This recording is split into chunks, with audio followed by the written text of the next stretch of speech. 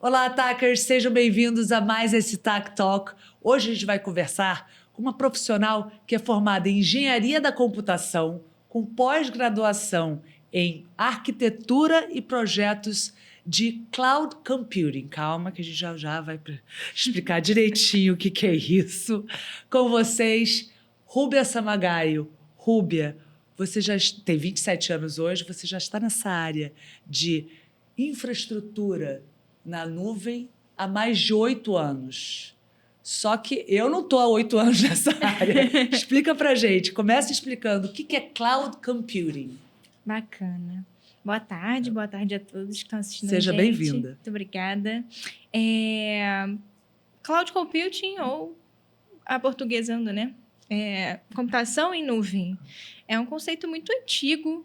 A gente está falando de década de 60, década de 50, então não é um conceito atual. Mas ele deu ênfase, assim como todas as tecnologias, nos últimos 20, 30 anos, né? Então, a gente tem a computação em nuvem girando basicamente só... A ideia de ser em nuvem é que está em um lugar que você não alcança. Não alcança. Tá? Então, não é porque está na nuvem, não vai chover, não tem essa Não tem nada intenção. a ver com a nuvem em si, né?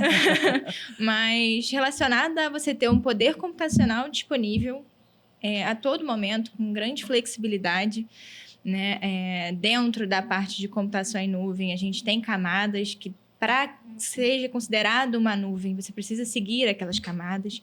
Então, não adianta você ir em casa, criar um computador e disponibilizar para alguém. Ele não vai ser uma nuvem, né? Porque ele precisa ter flexibilidade, ele precisa ter disponibilidade 100% do tempo, precisa ter muita segurança, ao contrário do que muitas pessoas acham sobre nuvem. Então, são várias camadas que tornam uma computação em nuvem, de fato, né? O conceito em si. Rúbia, quando você diz da área de infraestrutura na nuvem, né?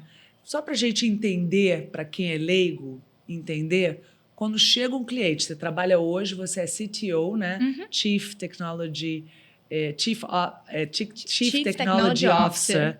O que quer dizer um diretor de tecnologia? Isso. Né, de uma empresa que presta serviços, né, presta consultoria, a pessoa chega com um problema, né, uma questão para vocês. Se vocês buscam soluções para aquele cliente, que tipo de problemas eles chegam? Muito específico, é muito técnico, a gente vai entender? Não, é simples, é fácil de entender, até porque a gente precisa tornar fácil para que o cliente também se sinta confortável com o que está comprando. Claro. Então, ele precisa entender o que ele quer, né? Às vezes, o cliente só chega com uma dor. A tecnologia que a gente vai usar, às vezes, ele não vai entender a fundo. Mas o importante é a gente resolver a dor dele, né? Mas...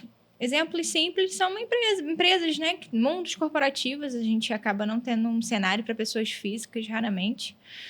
Sempre é corporativo, quer dizer, é uma empresa média, grande ou às vezes pequena? Pode ser startups, pequenas empresas, desde que elas queiram ter uma estrutura corporativa. Então, a gente tem várias camadas, né? A computação em nuvem, ela se divide em algumas camadas. A gente pode ter uma camada de infraestrutura mesmo, a gente está falando de máquina, e aí a gente está falando de empresas que precisam mais de robustez, às vezes tem um banco de dados, que é onde a gente guarda as informações da empresa, então, aí exige mais robustez, e aí a gente entende que tem camadas na nuvem que ele vai precisar mais. Quer dizer, espaço na nuvem, é isso, Espaço na nuvem, isso. E aí, máquinas que a gente também vai poder gerenciar serviços que ele mesmo tem. Um site, né? Uma ferramenta que ele utiliza muito, por exemplo, para gerenciar as partes de RH, estruturas da empresa, né? Que são estruturas bases da empresa. Às vezes programas internos, né? Que a empresa própria usa. Às vezes até que ela mesma cria, né? Então, ela já vem com um desafio mais robusto. Mas tem cenários que a empresa não precisa desses cenários robustos. Ela já quer um cenário pronto, né? Que aí são as ferramentas que a gente chama de software as a service. E a gente está falando das camadas em que o cliente só usa a ferramenta. Por exemplo, Microsoft 365 ou Google Workspace são plataformas de colaboração para auxiliar o seu colaborador a se comunicar. Então, por exemplo, na época de pandemia, era essencial que você tivesse uma ferramenta dessa. Então, no cenário da pandemia, por exemplo, vários clientes chegaram desesperados para saber e agora? O que eu vou fazer, né? Como é que eu vou me comunicar com o meu funcionário que está em casa? Então, eu preciso criar uma estrutura segura, que tenha fácil colaboração, que eu consiga auditar o que está acontecendo. Como é que você vai me ajudar com isso? Então, a gente prepara um ambiente com uma ferramenta específica para ele. Ou seja, na época da pandemia, vocês devem ter crescido muito, não? Muito. É porque as pessoas começaram a entender o valor das ferramentas e a necessidade delas. E entenderam que funcionava, né? Não era uma ferramenta que estava ali obsoleta. Então, entenderam que o cenário do home office poderia se estender pós-pandemia, né? É o que a gente vê hoje, que é muito muita saudável. gente, né? Uhum. A gente fez uma entrevista também que o entrevistado tinha uma empresa que tinha 200 funcionários, todos em home office. Ou seja, ele precisa ter uma certa consultoria para poder resolver essa questão de como se comunicar com todo certeza. mundo. É super importante, principalmente porque no cenário de 5 usuários, você pode controlar numa pasta do Google Drive, né, que é uma ferramenta pública, digamos assim. Você pode ir lá e criar um e-mail como pessoa física. Mas começa a sair do controle quando você tem muitos funcionários. Você precisa determinar e saber quem está mexendo naquele arquivo, quando está mexendo naquele arquivo, parte de permissionamento, aí envolve leis, né? A gente tem a LGPD, então a gente precisa fazer a proteção do dado do seu cliente, né? Você está lidando com dados do seu cliente ou da sua empresa, dados sensíveis. Como é que eles estão ali? Alguém pode invadir seu ambiente? Aí começam várias preocupações quando você vai crescendo no mundo corporativo com a sua empresa. Então, é importante que você tenha essa visão de preocupação do seu negócio e um lugar para isso. E a intenção é que você não seja especialista nisso, mas que você conte com pessoas que sejam especializadas para te apoiar no serviço. Seus clientes vão desde a área de educação até a área, sei lá, de petróleo? Sim, pode ter, não importa, cliente da área pública, área privada? Educacional, governo, aviação, escritório de contabilidade. Independe do negócio, desde que ele tenha uma dor pontual ou abrangente, em que ele esteja disposto a conversar com a gente, né? Isso é super importante, que ele entenda que ele precisa compartilhar a dor dele para que a gente entenda e proponha ideias.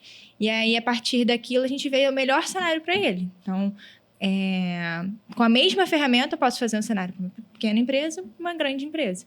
Então, eu consigo várias estruturas.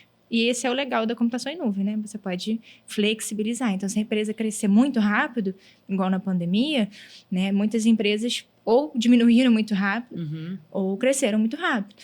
Então, a nuvem proporcionou essa elasticidade para o processo. E, geralmente, quando a gente pensa na área de TI e tal, a gente pensa numa coisa muito de ciências exatas, né? Do que fazer, de uma coisa mais técnica.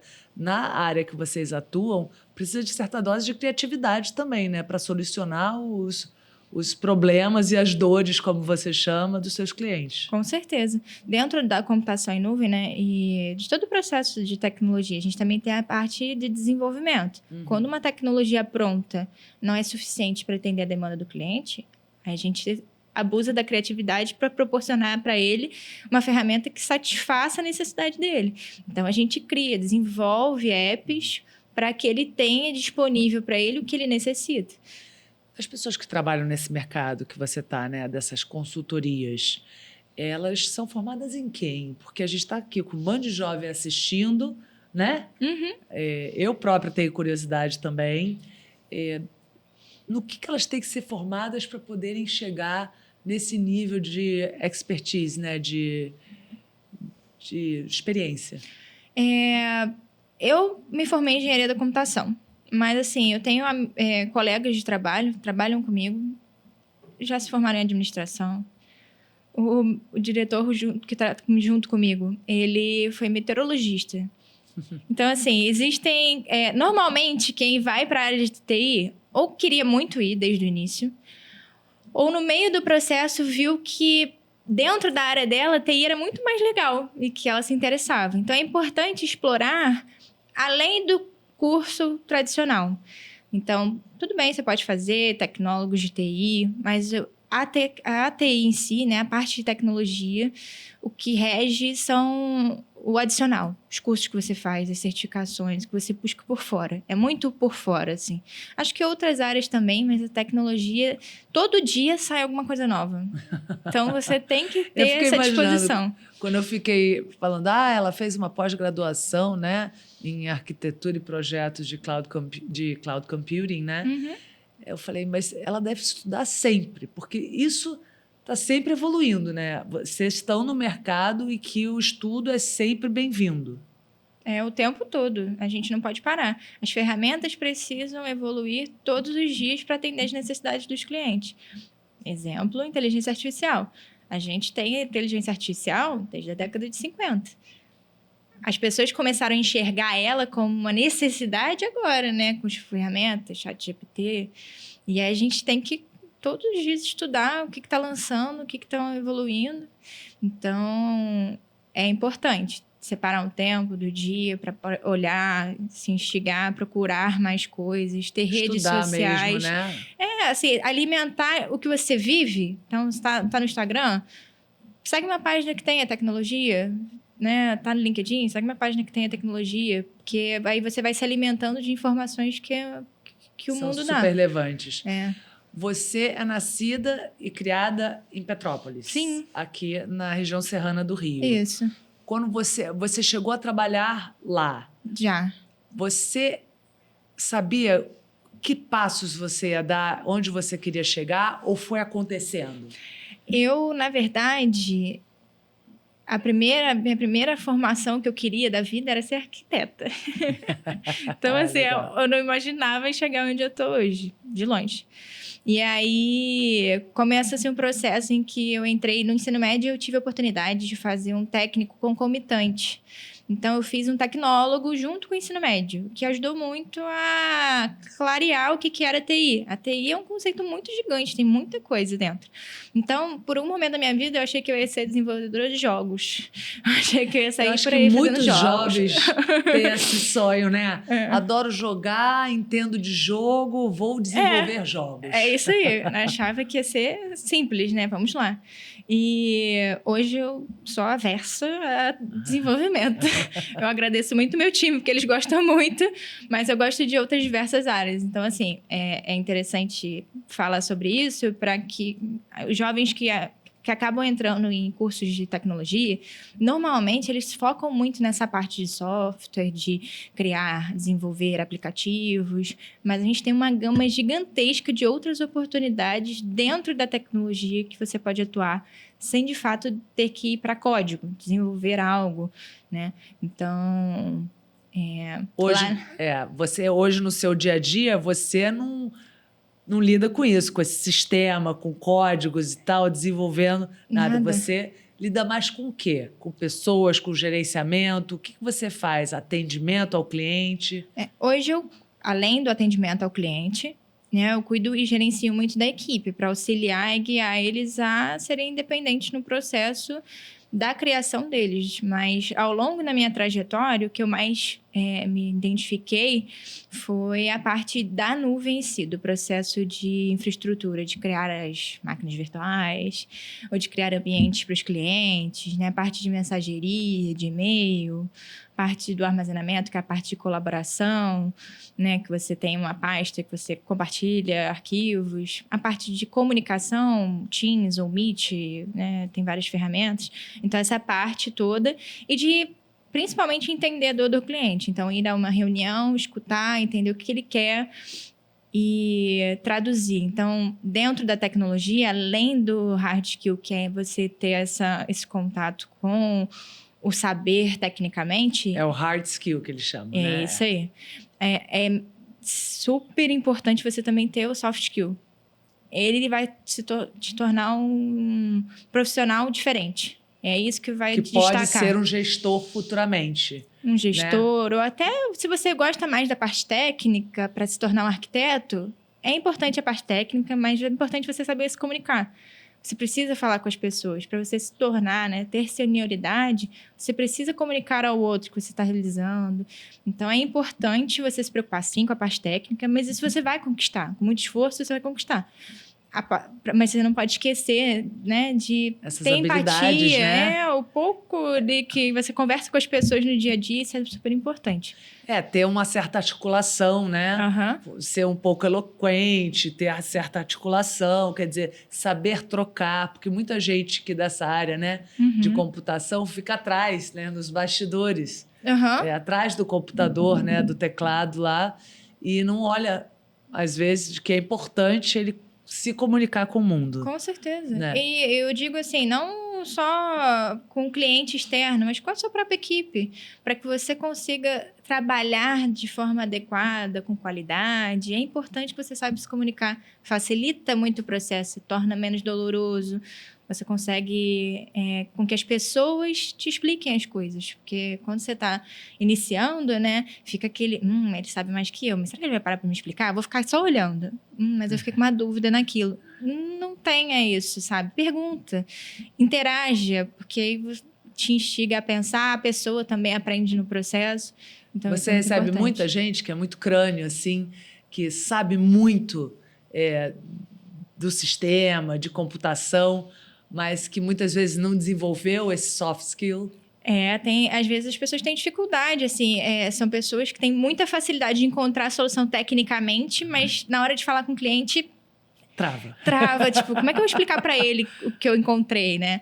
E aí eu converso com eles e a gente chega numa solução, mostra um cenário, né? Porque é importante você trazer para a linguagem da pessoa. Da pessoa, né? Como se eu fosse o cliente, vocês teriam que trazer para minha linguagem Exatamente. o que eu nem sei que é possível ser feito.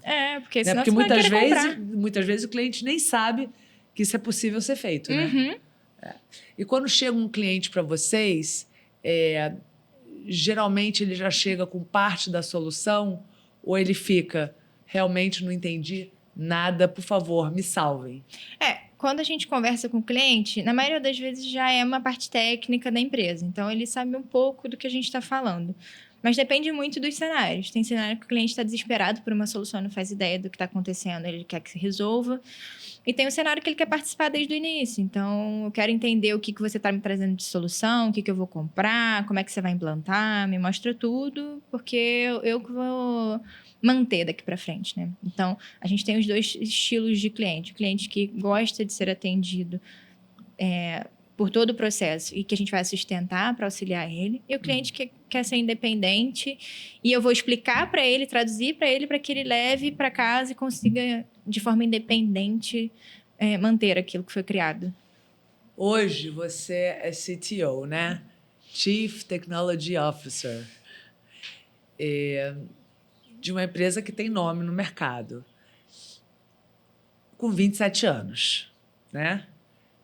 Daqui para frente, né? Você já atingiu um certo grau de maturidade profissional. Uhum. Daqui para frente, o que você quer fazer? Continuar amadurecendo, continuar se especializando, continuar estudando, ir para uma outra área que possa ser mais desafiadora para você? Qual o seu sonho? Hoje, além de estar como diretora da empresa de tecnologia, eu sou sócia dessa empresa. Então, hoje, o meu maior desejo é ver funcionar a empresa, sabe? E hoje a gente tem um cuidado muito grande com os funcionários. E ao longo da minha trajetória, que ainda não é tão longa assim, mas já é longo bastante, foi muito importante encontrar pessoas que queriam estar presentes para mim, sabe? De se dedicar, de estar disponível para me ensinar. Então, eu não tenho desejo de cargos, mas desejo de passar conhecimento, de não só do hard skill, que eu comentei, mas de soft skill, do cuidado com o outro, do cuidado com o cliente. A pessoa está estressada. Você vai dar uma solução para o problema dela. Entenda que ela está com uma dor. É possível que ela esteja sendo arrogante ou muito irritada com você, mas não é com você. Ela está com problema. Então, acho que a minha missão, né, mas meu desejo maior a partir de agora é isso, é manter o negócio esse andando, legado, né? E ter um legado desse cuidado com as pessoas. Eu acho que, por mais que a gente tenha tecnologia no mundo, o que importa no final são as pessoas. A gente está fazendo por elas. Então, para mim, esse é o principal. Lindo. Muito obrigada, Rúbia. Incrível. É um cenário, é um negócio que é difícil de você traduzir em palavras, né? Mas no final das contas você está resolvendo problemas de pessoas. É isso. Né? Que sejam eles do mundo virtual ou não. Sim. Né? Tá certo, Rúbia. Muitíssimo obrigada por essa Eu que entrevista. agradeço. Até a próxima. Até. Tackers, então, fiquem ligados na gente, hein? Até o próximo episódio do Tac Talk.